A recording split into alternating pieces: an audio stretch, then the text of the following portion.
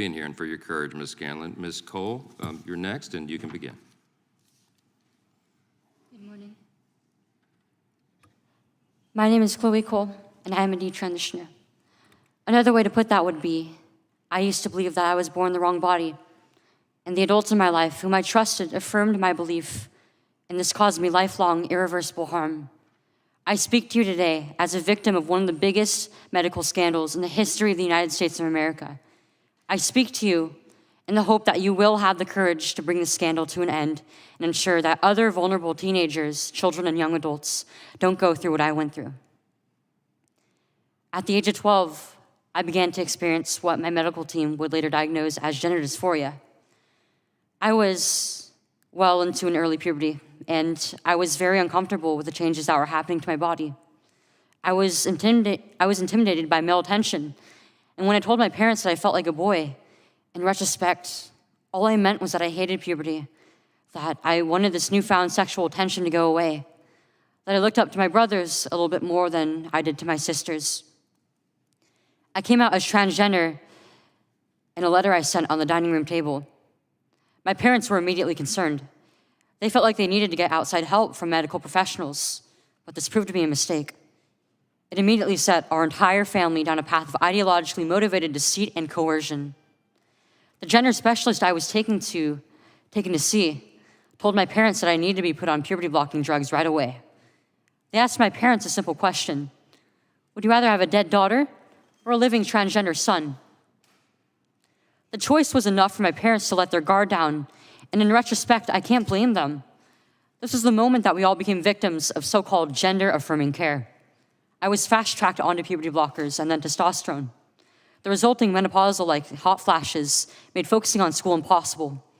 I still get joint pains and weird pops in my back, but they were far worse when I was on the blockers. A month later, when I was 13, I had my first testosterone injection. It's caused permanent changes to my body. My voice will forever be deeper, my jawline sharper, my nose longer, my bone structure permanently masculinized, my Adam's apple more prominent, my fertility unknown. I look in the mirror sometimes and I feel like a monster. I had a double mastectomy at 15. They tested my amputated breast for cancer. And I was cancer-free, of course. I was perfectly healthy. There was nothing wrong with my still developing body or my breasts, other than that, as an insecure teenage girl, I felt awkward about it. After my breasts were taken away from me, the tissue was incinerated. Before I was able to legally drive, I had a huge part of my future womanhood taken from me. I will never be able to breastfeed. I struggle to look at myself in the mirror at times. I still struggle to this day with sexual dysfunction. And I have massive scars across my chest. And the skin grafts that they took of my nipples are weeping fluid today. And they were grafted into a more masculine positioning, they said. After surgery, my grades in school plummeted. Everything that I went through did nothing to address my underlying mental health issues that I had. And my doctors, with their theories on gender, thought that all my problems would go away as soon as I was surgically transformed into something that vaguely resembled a boy. Their theories were wrong. The drugs and surgeries changed my body, but they did not and could not change the basic reality that I am and forever will be a female. When my specialist first told my parents that they could have a dead daughter or a live transgender son, I wasn't suicidal. I was a happy child who struggled because she was different. However, at 16, after my surgery, I did become suicidal. I'm doing better now, but my parents almost got the dead daughter promised to them by my doctors. My doctors had almost created the very nightmare they said they were trying to avoid. So what message do I want to bring to American teenagers and their families? I didn't need to be lied to. I needed compassion. I needed to be loved. I needed to be given therapy to help me work through my issues, not affirm to my delusion that by transforming into a boy, it would solve all my problems. We need to stop telling 12-year-olds that they were born wrong, that they are right to reject their own bodies and feel uncomfortable with their own skin.